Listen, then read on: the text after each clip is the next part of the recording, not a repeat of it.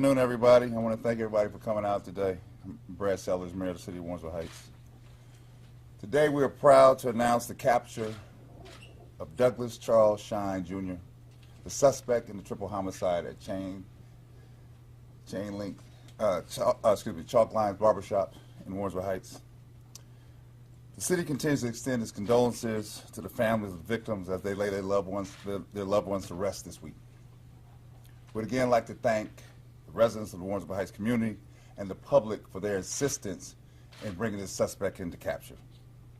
Today we have agents representing our supporting agencies, including the U.S. Department of Justice, Office of U.S. Marshals, Federal Bureau of Investigation, Cleveland Division, the Cuyahoga County Prosecutor's Office, the Cuyahoga County Executive's Office, the Sheriff's Department, the Cleveland Police Department Gang Unit, and the Violent Fugitive Task Force. Today, as I said, we are proud to announce the capture of this suspect. At this time, I'm going to bring to the podium the Chief of Police of Warrensville Heights, Wesley Haynes, who would like to share some of the latest developments about the Chalk Lines Barbershop triple homicide with you, and then we will transition to the office, the U.S. Attorney's Office, and then to the FBI for more comments. And then we will open up for questions. Chief. Thank you, Mayor. Good afternoon. Again, on our department, we would like to offer our deep condolences to the victims' families. At this time, we would like to inform you that the Fugitive Task Force has apprehended our suspect, Douglas Charles Jr. Early this morning, approximately around 2:30 a.m., Mr. Shine was apprehended in the area of 71st and Harvard in the Cleveland area. We would like again to thank those involved with the apprehension of Mr. Shine. Most important, we would like to thank the public and the residents of Warrensville Heights for their support and the information that they poured into our agency to help apprehend this violent criminal. This matter continues to be an ongoing investigation, and I would like to now take questions. Okay. Before we go to questions, let's bring from the U.S. Attorney's Office, Steve Dettelbach, to the podium, please. I'll be very brief. I just want to say that in the wake of this tragedy, obviously we join everybody in expressing our condolences to the family, but our thanks are really due for the leadership and partnership that's on display here. The Chief and the Mayor have demonstrated exceptional leadership in calmly and diligently pursuing this matter, and the partnership between the law enforcement agencies is what led to this success today, and they really all have done a great job. The Warrensville Heights Police leading it, but I just want to say a special word of thanks to the men and women of the Cleveland Division of Police who were exceptional in their work here, and the men and women of the FBI and the U.S. Marshal Service just did an exceptional job in working around the clock to bring this individual to justice. So thank you very, very much to those individuals and those agencies. Thank you, Steve. Let's bring to the podium from the Federal Bureau of Investigation of Cleveland Division, Todd Wicker. Good afternoon. I also, too, just want to echo the praise, for the community to step up when an incident so violent and so devastating happens like this and do the right thing to protect their community is admirable in what it takes to combat violence like this. Additionally, I want to praise Chief Haynes of the Warrensville Heights Police Department.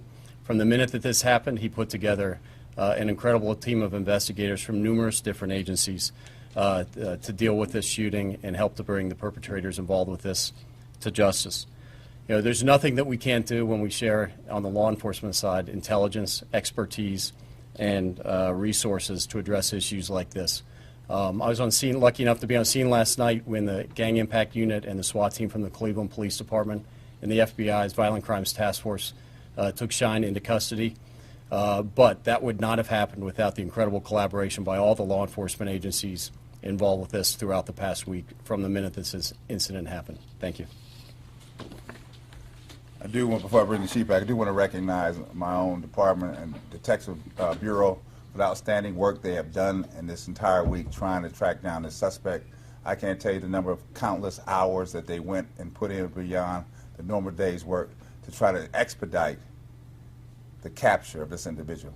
So at this time, what we'll do is we will open the floor up to questions. I'll bring Chief Haynes back, and everyone else that wants to answer can step forward at that time. But Chief, you can lead it going forward. Thank you. Chief, can you tell us, whose house was this that shot Sir? him?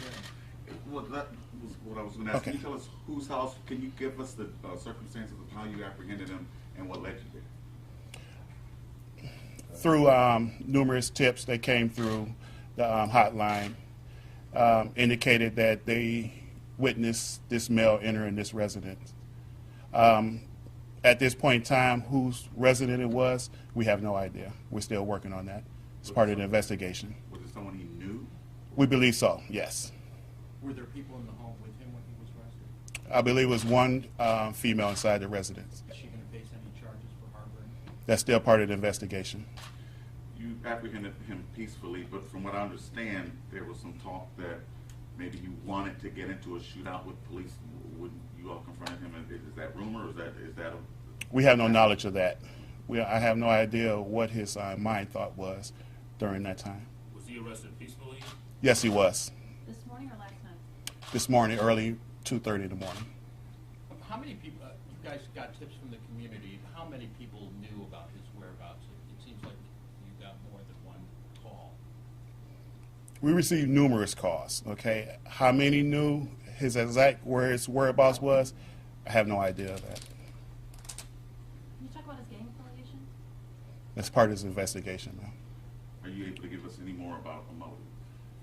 We're still working on that. That's still part of the investigation also. Have you connected him to any other crimes? Still part of the investigation. Talk to us a little bit about his rap sheet. He has a lengthy record that involves robbery and assaults. Let me add, since Steve Delbach is here, Steve, are you here because federal agents were involved in his apprehension, or could he face some federal charges? I'm sure I'm the least relevant person here, probably. I'm here because I talked to the mayor when he was involved in working with the federal agencies to put together this group and this partnership, and our office has been involved in discussions with the agencies.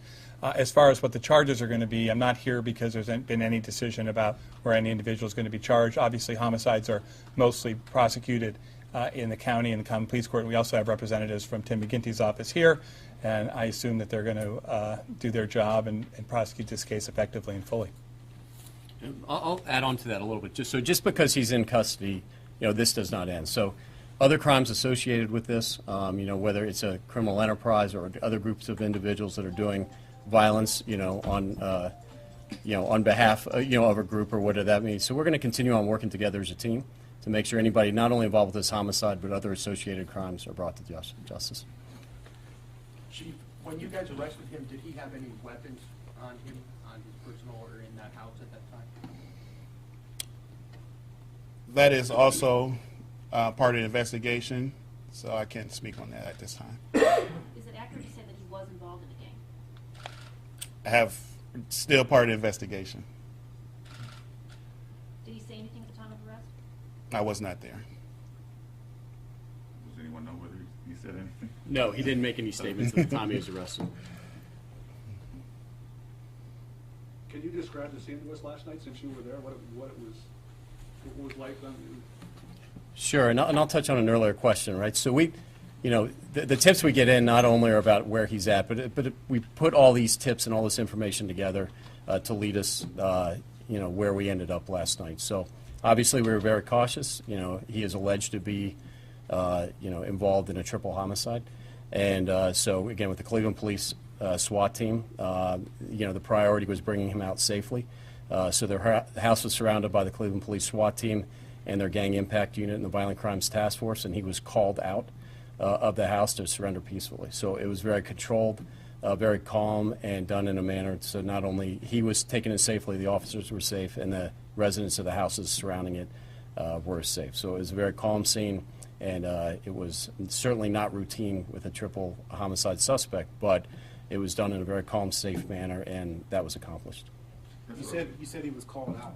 Did he walk out the front door with his hands up? How did he come out the house? That's correct. He walked out the back door with his hands up. And how long after you called him out was he out? A short time. Sure. There was never any type of standoff or anything. I mean, once you said you were there and you were there to get him, he just willingly came out. That's correct.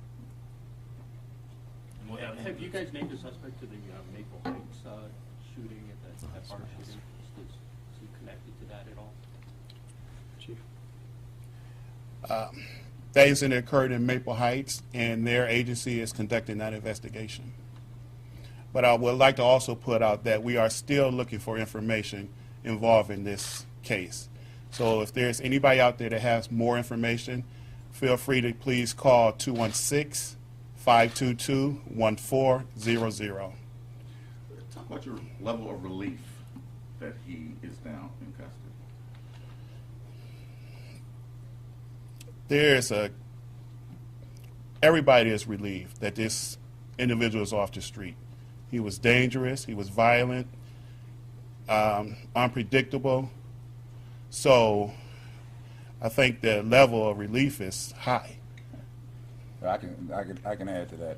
First of all, the community is very relieved. These type of incidents don't happen in Warrensville Heights often, if at all.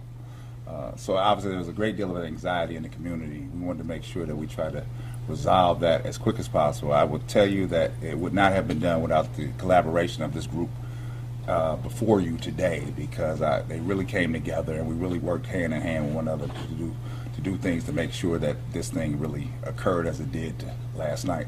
I will tell you though that besides the work of these great men behind me and their great departments, this community and the greater Cleveland, Ohio community really came together. Because I will tell you that the number of calls and tips we got from the community, I will tell you from the very next day was significant. I will also tell you that in our community, there are several places that we all think there is safe passage. One is being a house of worship, and the others being a place like a barbershop and a salon, because you get the mixes of people in there. You get the rich and the poor, children, young families, and I think that everybody took resentment to the fact that this occurred in a place where nothing is ever supposed to occur. And I think that was led to the onslaught of calls and tips and directions that I think ultimately helped everyone behind me to apprehend the suspect. What jail is he in now, please? He's down at the county jail. Tioga County. Yes. Speaking of calls and tips, did any of them lead directly to his arrest, and thus did anybody get the reward money? It's an ongoing investigation. So. Do you expect any more arrests? That's still part of our investigation. We'll take 2 more questions. How does the community recover from a crime like this? How do you move forward from here? Well, I think we put it back together. I think we do. I think that this community is very resilient. It has been engaged. I will tell you from our senior population to our youngest has been engaged to make sure that we keep this a place that is a very safe community, as it has been for pretty much my entire life. Obviously, this was an event that was horrific in nature, very rarely seen in this area. I think that this community is willing to re-engage itself. We want, like we do, we want to make sure we protect ourselves and make sure that everyone that resides here has safe passage home to work and back. And so that's why I think this has significant impact on this community and make sure that we restore what we lost. And was he at this address the whole time, or has he been moving around, or, you know? It's unknown at this time. I want to thank everyone for coming out today. When's his arraignment? You know? No. What's the next step? At this time, we're working on it. Well, we will say this as we close. We want to thank you guys for taking the time to come out here today. But as we say, the tip line the chief just gave you, if you have any other information that can be of assistance to us, don't stop. This is just the beginning of the investigation. Obviously, this was one of the most important steps to bring him in. But we know that there are other people out there that may know some things that could help us. And so we're asking the community once again to step forward and make yourself a part of the solution and not being the problem. Give us information if you can help us. Help these gentlemen behind us to pursue other people going forward. Thank you. Thank you. Thank you.